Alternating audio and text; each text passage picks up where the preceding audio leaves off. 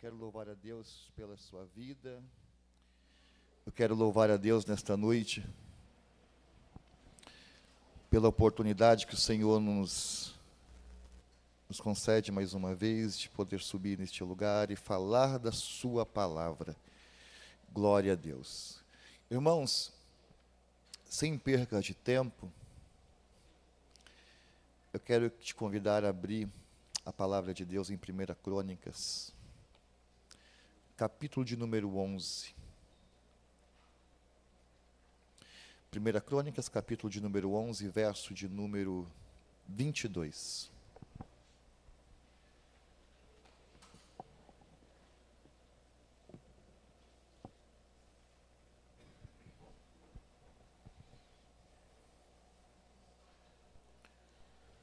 Uma palavra que Deus colocou no meu coração e eu quero compartilhar com os irmãos. Espero que o teu coração esteja apto. É 50% para cada lado, irmãos. A semente sozinha, ela não pode fazer efeito se o teu coração não estiver aberto para receber o que irá ser semeado nesta noite. Então, abre o teu coração. Nós vamos ler a palavra de Deus. Amém? Diz assim: também Benaia, filho de Joiada, era um homem valente de Cabizel, e realizou grandes feitos. Ele matou 2 heróis de Moabe, desceu numa cova, e nela matou um leão no tempo de neve. Matou também um egípcio, homem de 2,20 metros de altura. O egípcio trazia na mão uma lança como um eixo de tecelão. Mas Benaia o atacou com um cajado, arrancou a lança da sua mão e o matou com ela. Estas coisas fez Benaia, filho de Joiada, pelo que teve o nome entre os primeiros 3 valentes. Era mais nobre do que os 30, porém não chegou aos primeiros 3. E Davi o pôs sobre a sua guarda. Feche os teus olhos. Vamos orar ao Pai. Senhor Deus e Pai, nós te damos graças mais uma noite. Seja o teu nome louvado, seja o teu nome engrandecido, que nesta noite as barreiras e as fortalezas que tentam, Senhor, tomar conta da nossa mente, do nosso coração, para impedir com que a tua palavra encontre lugar no nosso interior, que nesta noite caia todas por terra, Pai. É um culto de batalha, Senhor, e o que nós achamos lindo é que os gigantes que precisam ser derrubados, eles habitam justamente pelo lado de dentro da nossa vida. Fala conosco, que nós queremos e precisamos nesta noite ouvir a tua voz. Amém. Amém, irmãos? Amém. Vocês estão com cara de meio triste, meio cansados? Não, né? Que bom, que maravilha. Nós estamos aqui porque nós queremos sair daqui desta noite em posse de uma palavra que não é de homens, é de Deus. E eu quero falar para vocês que a nossa geração, ela é uma geração doente, irmãos. E que tipo de doença é essa? Nós somos uma geração de almas doentes. Às vezes nós não percebemos muito isso, mas nós somos uma geração que sofremos muito doenças na alma. Hoje, a nossa maior luta, ela está do lado de dentro. As nossas maiores dificuldades estão do lado de dentro. Nós temos muita facilidade, Paulo, de vencer as nossas guerras externas, pessoais. As nossas batalhas contra os homens, ela é facilmente vencida. Mas as batalhas que nós travamos na nossa alma, elas nem sempre são vencidas.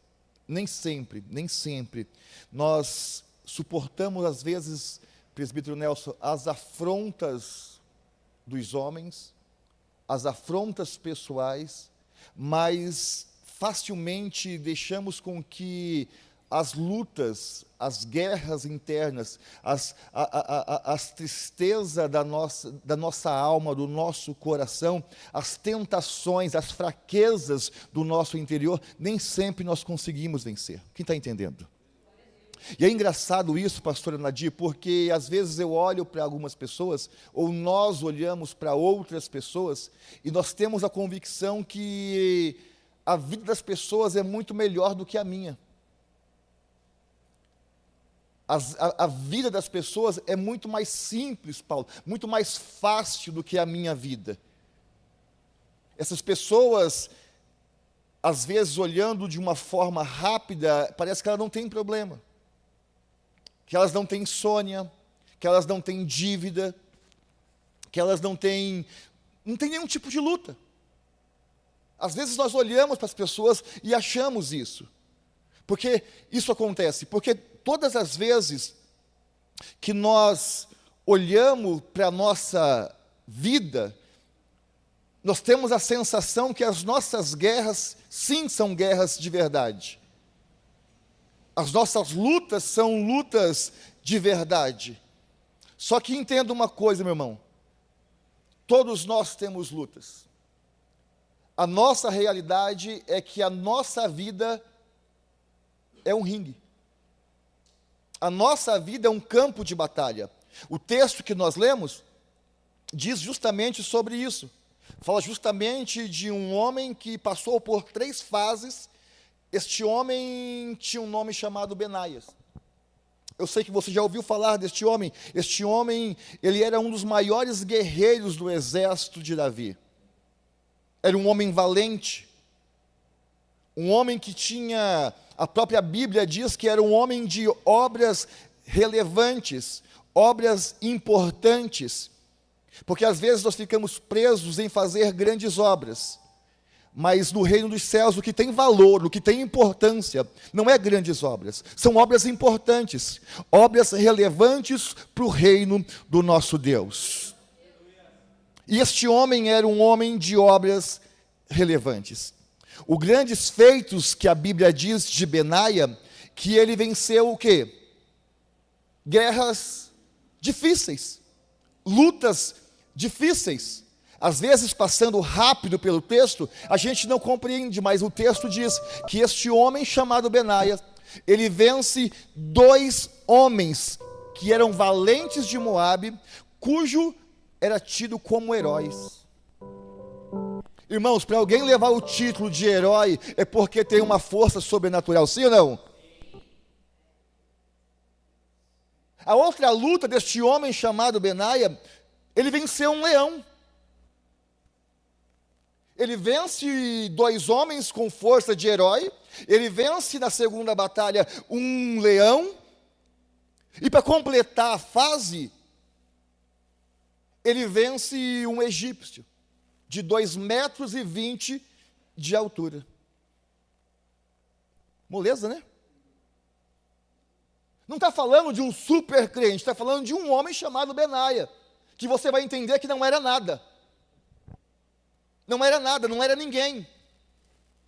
A nossa vida, irmãos, ela é exatamente assim. Na medida, o evangelista, na medida que nós vamos vivendo, as lutas vão aparecendo, e cada luta que você vence, outra pior vem. A vida é assim. A vida é assim, e o grau de luta ela vai sempre aumentando, e eu entendo vendo nesse texto, por quê? Porque cada vez que eu venço um homem, 2 homens como Benaia, que tinha a força de um herói, eu vou me preparando emocionalmente, espiritualmente, fisicamente, para vencer as outras batalhas. Eu vou me preparando, Deus vai me preparando emocionalmente, fisicamente, espiritualmente, para a próxima luta. É por isso que sempre vai tendo um degrau mais complicado, um estágio mais difícil para o crente. E das 3 fases desse homem, dessa guerra de Benaia, o primeiro ele venceu, como eu disse, 2 homens que tinham a força de super-herói, ele vence um leão e depois ele vence um gigante. As nossas guerras, as nossas lutas, as batalhas que nós enfrentamos cotidianamente servem simplesmente para o quê? Nos promover. Para um troféu? Para uma medalha? Não. Para a próxima luta. Para a próxima batalha. Para a próxima guerra. Que com certeza vai ser muito mais difícil do que a primeira. Estão comigo? Com certeza, Cíntia, vai ser muito mais complicado do que a primeira. Não esperem receber um pódio após você passar por uma crise no seu casamento. Não espere receber um troféu após você passar por uma luta emocional, familiar, financeira. Não espere medalhas, não espere troféus. Mas espere uma luta mais complicada ainda. Uma batalha mais difícil ainda. É assim a vida do crente. É como diz a Natália. A vida do crente? Mas tem gente que vive pensando que é um morango. Mas não é. Sala VIP, ar-condicionado, esquece. A vida do crente não é isso, meu irmão. Não é isso. A vida cristã é exatamente um campo de batalha. É um ringue. Onde eu e você estamos no meio. E se não estiver pronto, preparado,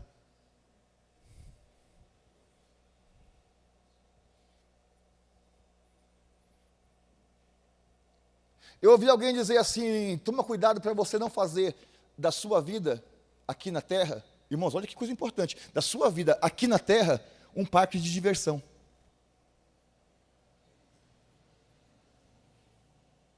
Não faça da tua vida aqui na terra um paraíso. Não viva uma vida aqui na terra como se fosse o céu. Eu falei, meu Deus. E a gente precisa tomar muito cuidado com isso, porque se você viver aqui na terra como se fosse um paraíso, como se fosse o céu, a gente precisa tomar muito cuidado, porque a gente pode acordar onde?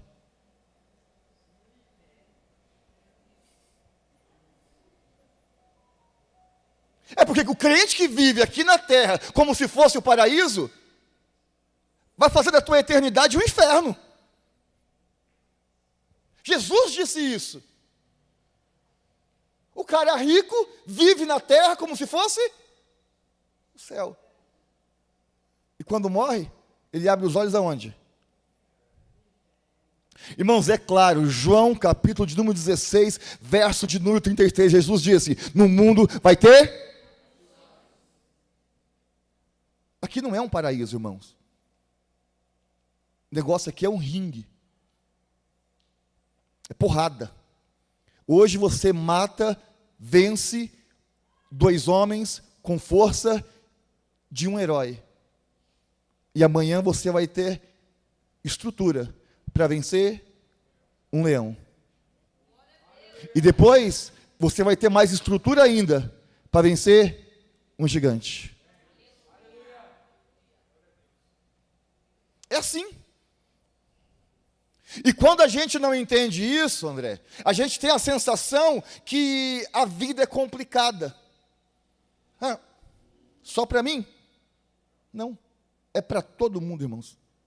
Todo mundo. Sabe essa pessoa que você viu hoje? Foto, linda, maravilhosa, lá no Instagram, nas suas redes sociais? Ela é a perfeição de pessoa. Você fala, meu Deus, essa pessoa não deve nem... Tem dinheiro, tem carro, tem um bom emprego, tem tudo na vida. A foto está linda nas redes sociais. Mas quando você olha para o interior dela, às vezes ela não tem filho. Às vezes ela se morde todinha quando passa debaixo de uma ponte, de um viaduto, e vê lá uma pessoa vivendo sem dinheiro, sem luxo, sem nada, com 5, 6 crianças correndo de um lado para o outro.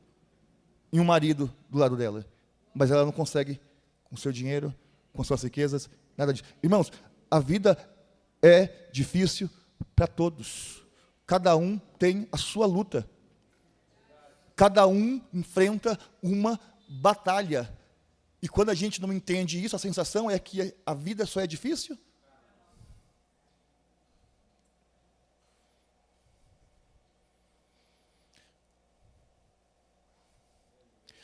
Eu falo sempre com a pastora que todas as vezes que Deus quer nos levar para um outro estágio, para um outro nível, para um outro patamar, seja lá onde for, irmãos, do que for, Deus sempre vai colocar a gente numa guerra.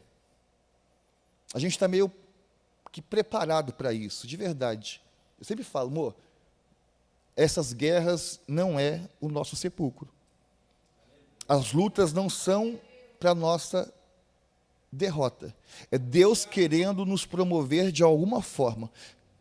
E aí quando você vai ler a Bíblia, calmamente, tranquilamente, você vai entender isso. Porque com Davi foi assim. Quando Deus quis promover Davi, o que aconteceu? Ele era um entregador de marmita, tomava conta de ovelhas. Mas a Bíblia diz que quando Deus teve que promover Davi, Deus colocou em Davi o quê? Um gigante, um Golias no caminho de Davi. E foi esse Golias, foi esse gigante, que deu o quê? Acesso a Davi ser o rei? Ser primeiro chefe do exército. Olha, vai indo de patamar, vai subindo de patamar. Então os gigantes que aparecem na sua vida, na minha vida, não é para nos matar. Não é para nos envergonhar, como muitos crentes que entrou aqui hoje, está falando, Senhor, eu não aguento mais essa luta. E Deus está falando, não é para te matar, é para te promover. Gigantes, meu irmão, quando você olha na Bíblia, é uma ponte que Deus usou para Davi chegar ao chefe de um exército. E do chefe de exército a um trono. Davi não saiu do pasto para o trono, ele saiu do pasto para uma guerra. E de outra guerra que ele derrubou um gigante, para uma outra guerra ainda pior, que era tomar conta de um exército. Isso é luta, é batalha, é a vida do crente. Está entendendo? Então o mesmo Deus que derruba gigante, é o mesmo Deus que põe gigante. Porque tem pessoas que falam assim, mas Davi derrubou. Irmãos, como Davi derrubou? A lei da física diz que se você tacar uma pedra em alguém, ela cai para frente ou para trás. E quando você vai ler a palavra de Deus, diz que quando ele joga a pedra, o gigante cai aonde? Então quem derrubou foi Deus. O mesmo Deus que põe o gigante, o mesmo Deus que põe o Golias, é o mesmo Deus que com a sua mão derruba. É o mesmo Deus.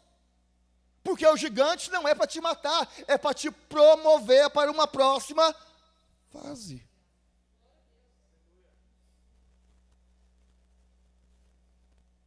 Está chorando por quê? Por que a gente se preocupa tanto? Porque guerra para crente não é um passo para o cemitério. Eu ia falar, mas eu não ia falar, mas eu vou falar.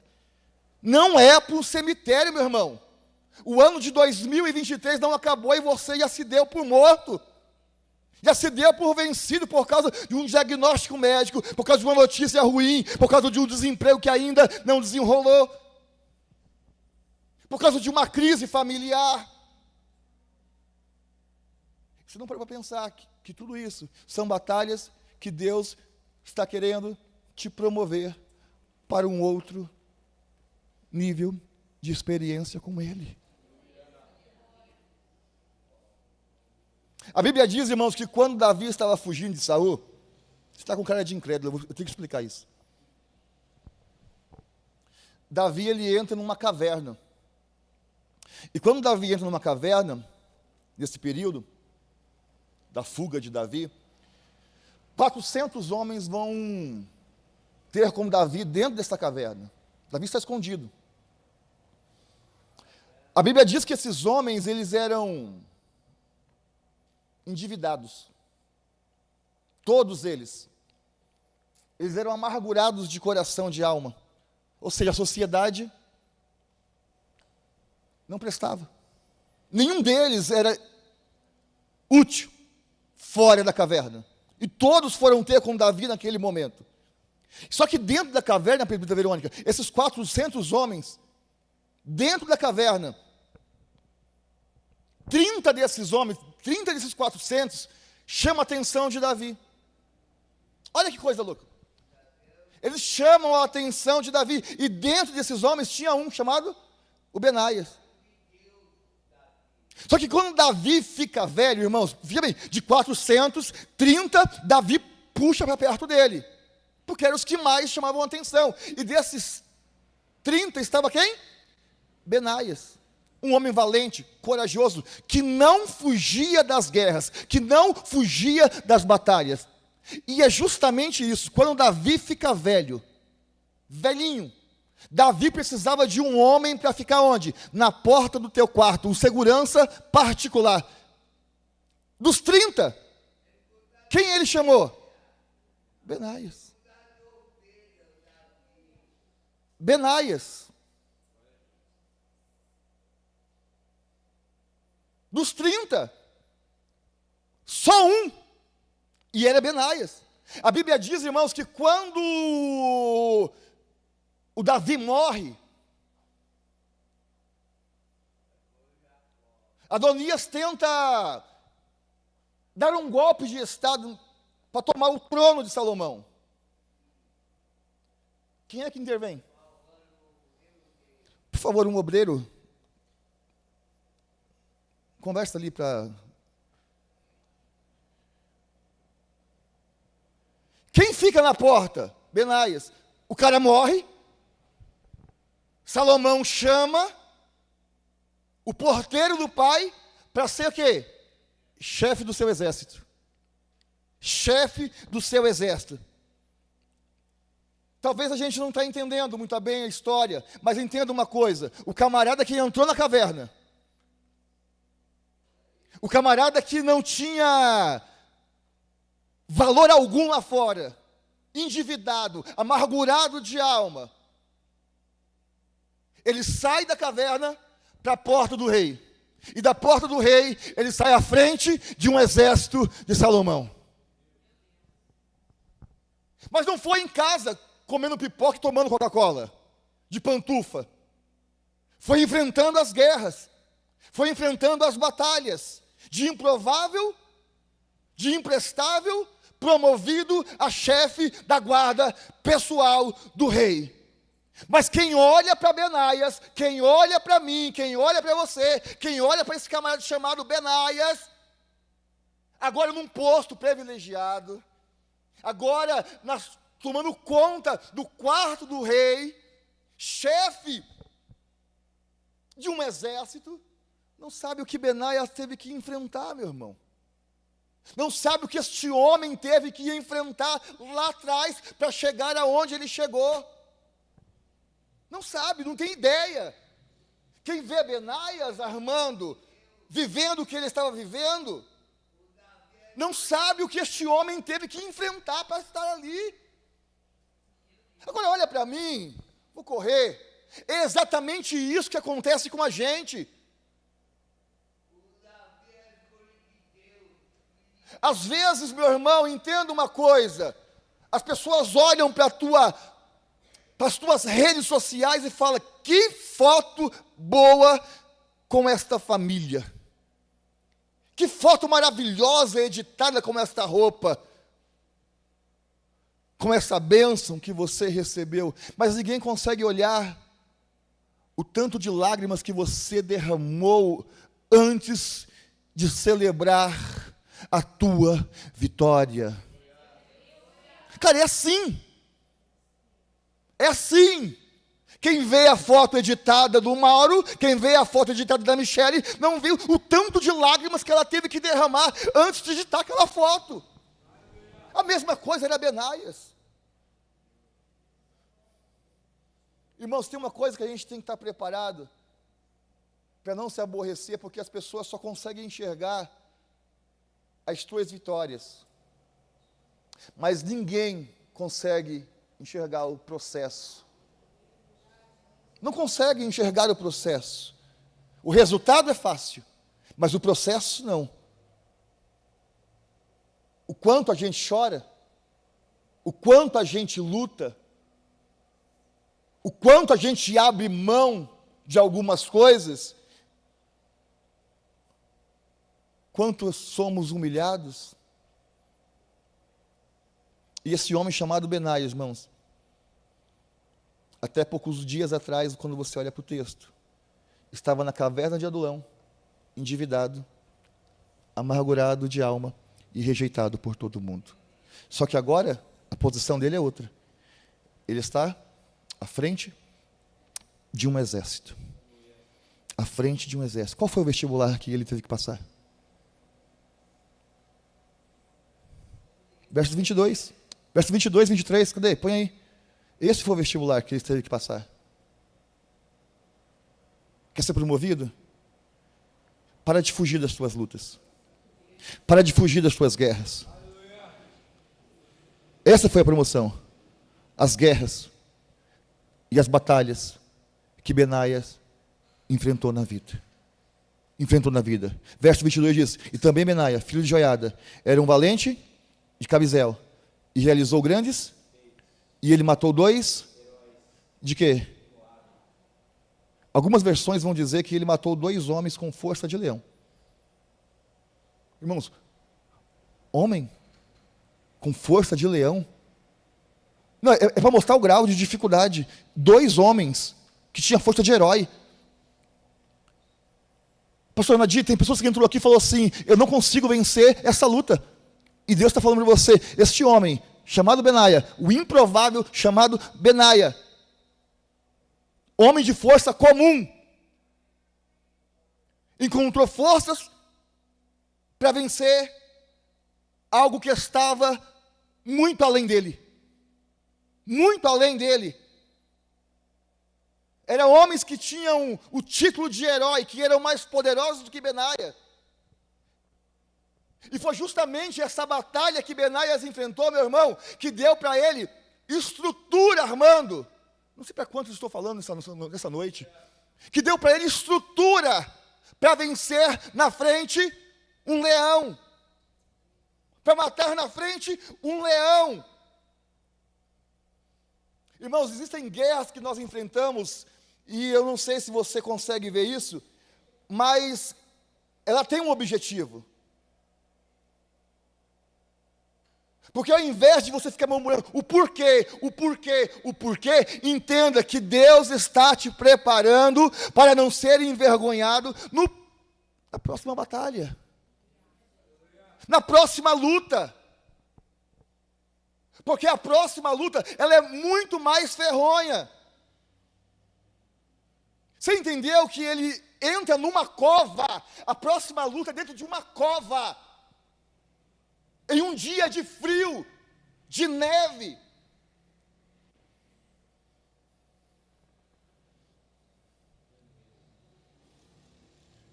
O cara tinha uma luta lá fora e de repente ele fala: eu vou me esconder um pouco, eu vou descansar um pouco. Ele entra dentro da cova, e quando ele entra dentro da cova, o que ele vê?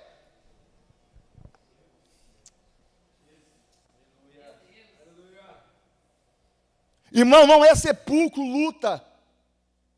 As guerras não é sepulcro para crente. Enfrente. A crise está no casamento, enfrente essa crise. É financeira.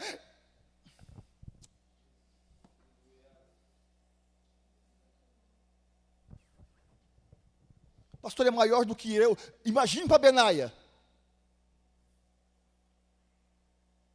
2 homens que era tido como um herói. E aí tem que enfrentar um leão agora. É maior, as nossas lutas sempre vão parecer maior do que nós. Sempre, sempre. Mas o que eu amo é o Salmo 46. Porque o Salmo 46 diz o quê? Que eu tenho um refúgio. Que eu tenho uma fortaleza. Que eu tenho um socorro que aparece justamente nas horas de tribulações. O que eu falo de novo? Nós temos um refúgio. Nós temos uma fortaleza que aparece sempre nos momentos difíceis. Sempre no momento difícil. Então, meu irmão, pelo amor de Deus, essa luta, essa crise, essa guerra não vai te matar. Foi isso que Deus falou, Mauro. Avisa para os meus santos que esta luta, esta batalha, ela não termina hoje, ela não termina amanhã, mas eu estou te preparando para viver níveis mais complicados e difíceis. Mas não vai te matar. Não vai te matar. É Deus te preparando, é preparando a igreja para viver uma nova fase, uma nova experiência com Ele.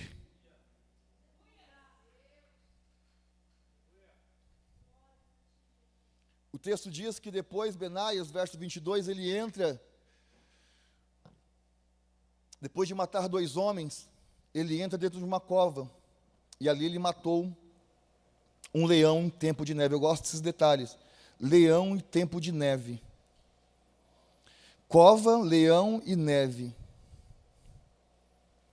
Aponta para o grau de dificuldade que este homem tinha na vida de luta. Cova, leão e neve. Meu Deus.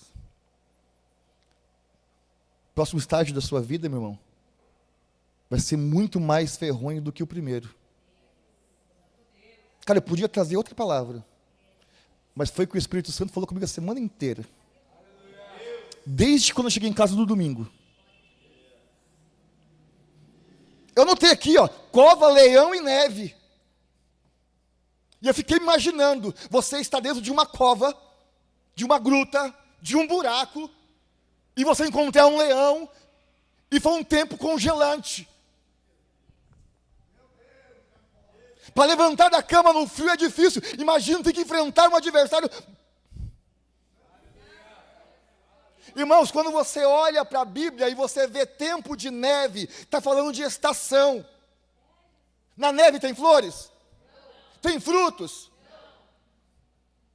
A única coisa que tem no tempo de frio é a frieza tomando conta de tudo. E o que você tenta fazer num tempo de frieza? Se esconder, se proteger, porque a frieza espiritual leva o crente a fazer isso, se esconder,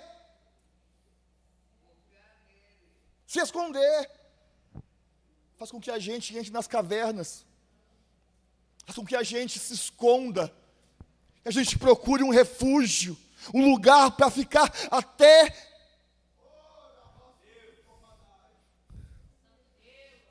tudo passar. Ah, meu Deus. Quantas pessoas entrou aqui nesta noite, meu irmão, que a única vontade que tem é de entrar num quarto escuro e ali ficar até o último dia da sua vida e falar, eu não quero sair daqui enquanto eu não ver uma luz, uma saída, uma provisão. E Deus está falando, não, lugar de crente não é em caverna no meio da escuridão, não é, lugar de crente é no campo de batalha. Se você entrou numa cova para se esconder e lá tiver um leão, levanta e derruba este leão.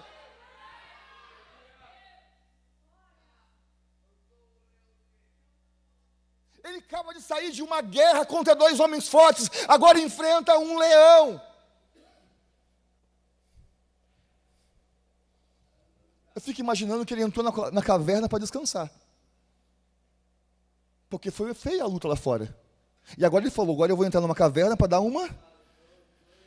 Mas quando ele chega lá dentro, irmão, numa estação congelante, quem ele vê? Leão. A luta lá fora ele venceu, não venceu? E agora onde tinha outra luta? Do lado de? E a luta do lado de dentro era contra um inimigo que era mais forte do que? Você entendeu que agora ele precisa vencer uma outra guerra mais difícil ainda?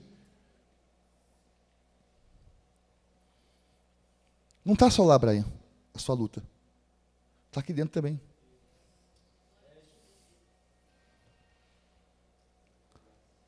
As nossas lutas não estão só do lado de fora. Porque lá às vezes a gente vence primeiro. E as de dentro? As piores estão aqui dentro, pastora. As piores estão dentro de mim. A Bíblia diz que A gente falamos aqui do primeiro dia de leão, né? O leão que ruge, querendo fazer o quê? Devorar, né? Falamos pro primeiro dia? O leão que ruge querendo nos devorar. Pedro disse isso. Quando você fala de um leão, aponta para quê? Espiritualmente. Para Satanás, para o leão da tribo de Judá, e tem uma outra simbologia, carnalidade. Aponta para a nossa carnalidade. Aponta para a nossa carne. Ei, irmão, isso aqui, leão gosta de quê, irmãos? Sabe quantos quilos de leão, ou quantos quilos de carne um leão come por dia? 30 quilos aproximadamente. Quantos quilos? Por dia, meu irmão. Agora olha para mim. Vamos mandar isso para o lado espiritual, já que Pedro falou que o leão é tipo do Satanás. Se o leão simboliza a nossa carnalidade, Satanás também se alimenta da nossa carnalidade.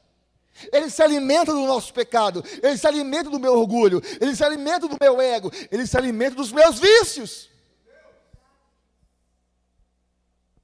Quando eu faço a vontade da minha carne, eu alimento quem?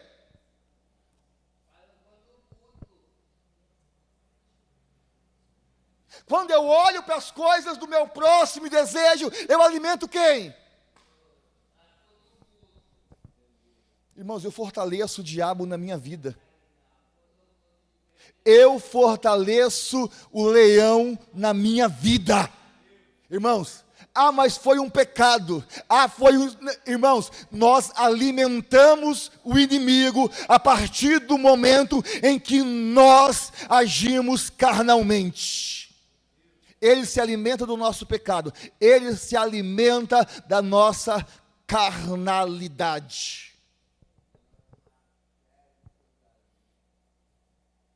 Então, qual que é o inimigo que você está tendo que enfrentar hoje, meu irmão? Nesse período de frieza. Nesse período de neve na sua vida, de frieza espiritual.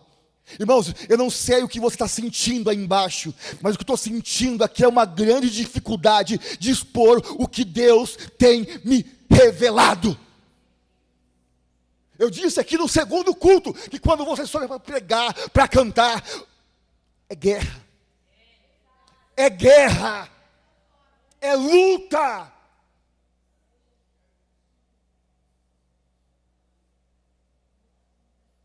Porque não vale uma boa oratória. Não vale técnicas, muitas vezes, para expor um sermão.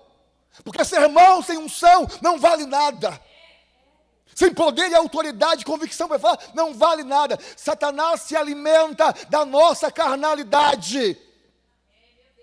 Qual é a tua luta, a tua batalha neste momento congelante da tua fé? Dessa frieza que não lê Bíblia, que não ora, que não faz nada espiritual. Qual é a tua luta?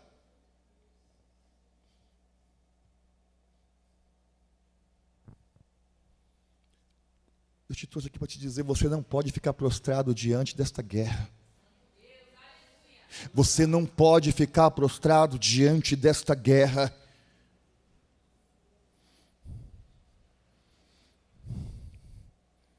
Qual que é o desejo do diabo? Parar você. Ebenais, é te parar. É parar a igreja. Mas quando eu olho para Mateus 16, 17, eu fico impressionado, maravilhado, porque a palavra do Senhor diz que a porta do inferno não prevalece. 18. Não prevalece contra a igreja do Senhor. Ele quer parar. Ele quer te paralisar. Só que essa guerra não pode te parar.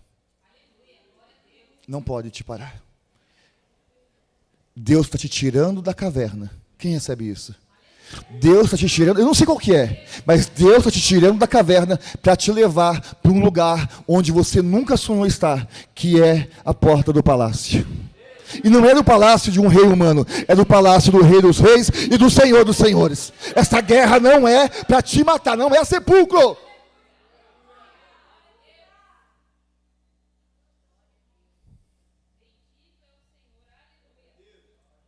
Aí, meu irmão, quando Benaias pensa que acabou, porque venceu 2 homens com força de leão, de herói, entrou na caverna para descansar, e lá ele encontrou o quê? Num tempo congelante. Ele falou, agora eu vou sair, vou ficar de boa. Mas a Bíblia diz que não acabou. Faltava ainda um gigante, de 2,20 metros de altura. Sabe onde que ele nasceu? No Egito. Você pode entender isso aqui? Ninguém vence gigante. Não, é para você entender, não é para repetir. Ninguém vence gigante sem antes derrubar gente que tem força de leão.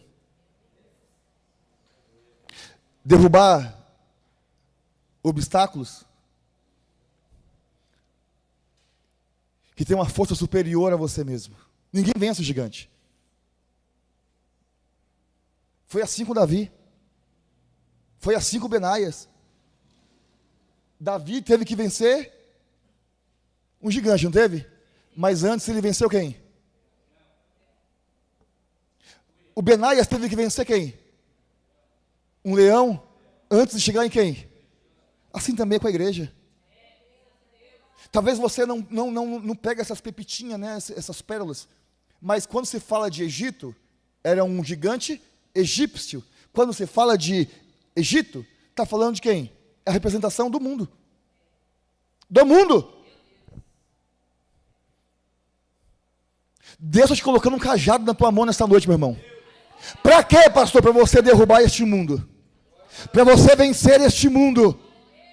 Há uma autoridade que Deus está dando para alguns aqui nesta noite, e é exatamente para isso, para derrubar este mundo, o sistema deste mundo. Este mundo não pode vencer você. Não pode vencer você. Pastor, só com isso, só com isso.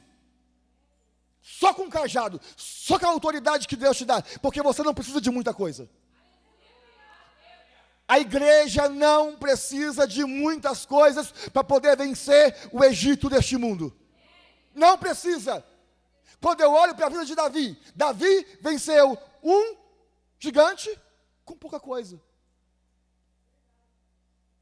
Se é outro, foge. Mas Davi não fugiu. Ah, eu preciso de mais. Tentaram colocar roupa nele, capa dos outros, armadura. Ele falou, não, eu não preciso de muito, eu preciso de pouca coisa. O que você tem? Tem uma pedrinha aqui. Davi venceu o gigante com uma pedra. Benaias venceu um gigante com um cajado. Daniel venceu um leão com o quê?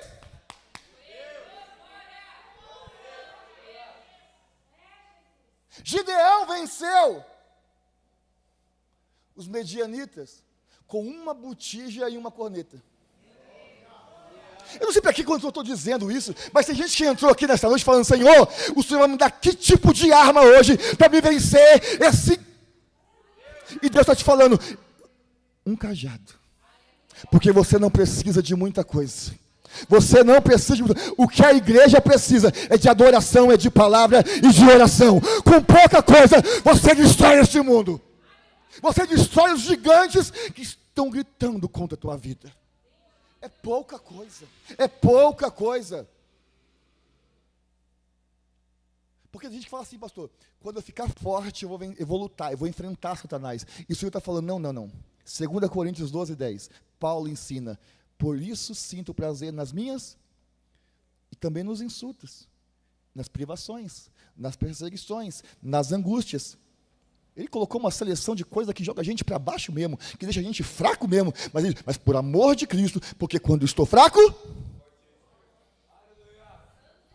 Irmão, quando você entender que não é as tuas forças que vai derrubar os teus gigantes, você vai para cima dele. Você vai olhar para ele e vai falar assim, ele é grande, mas o meu Deus é maior. O rugido deste leão pode se ouvir a 90 quilômetros, mas o rugido do leão da tribo de Judá pode se ouvir na terra inteira.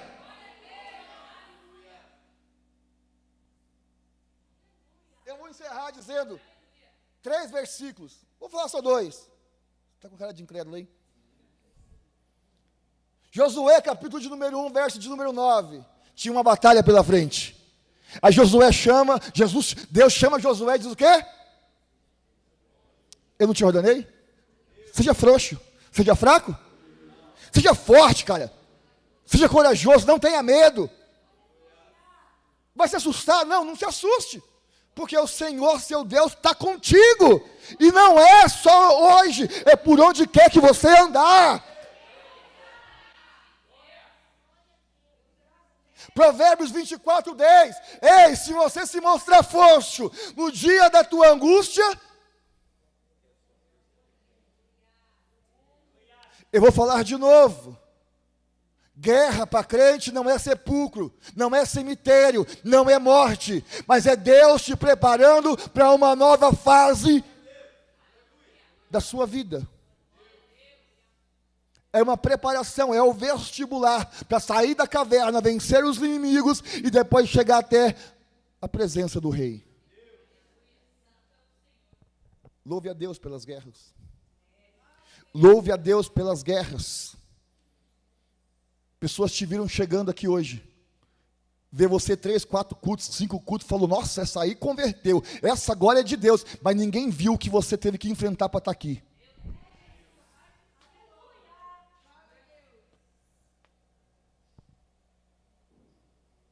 As nossas guerras nos constroem, irmãos.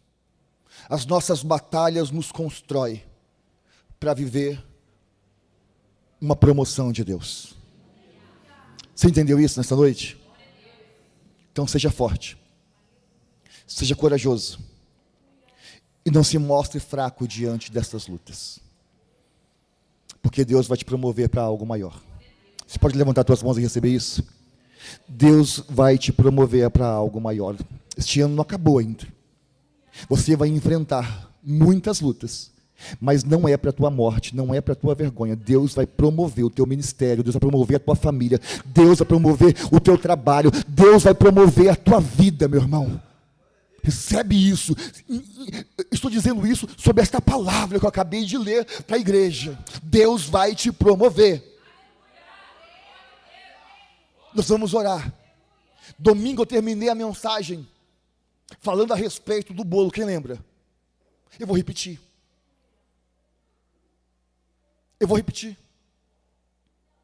As nossas lutas são como cada ingrediente que a gente se prepara para fazer um bolo.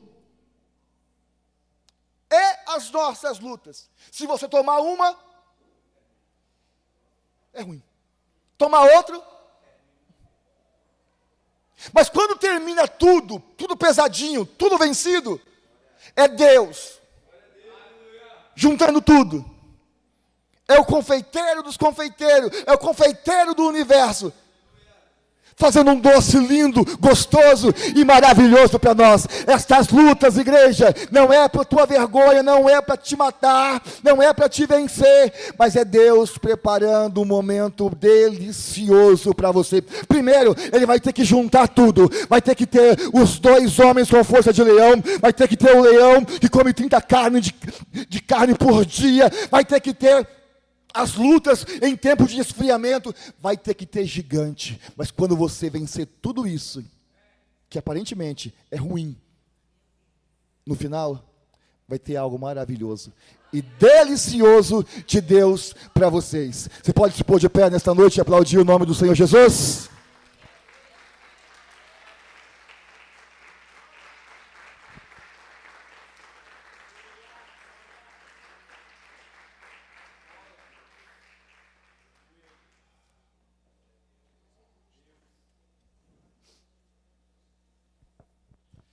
Pega na mão do teu irmão, nós vamos orar.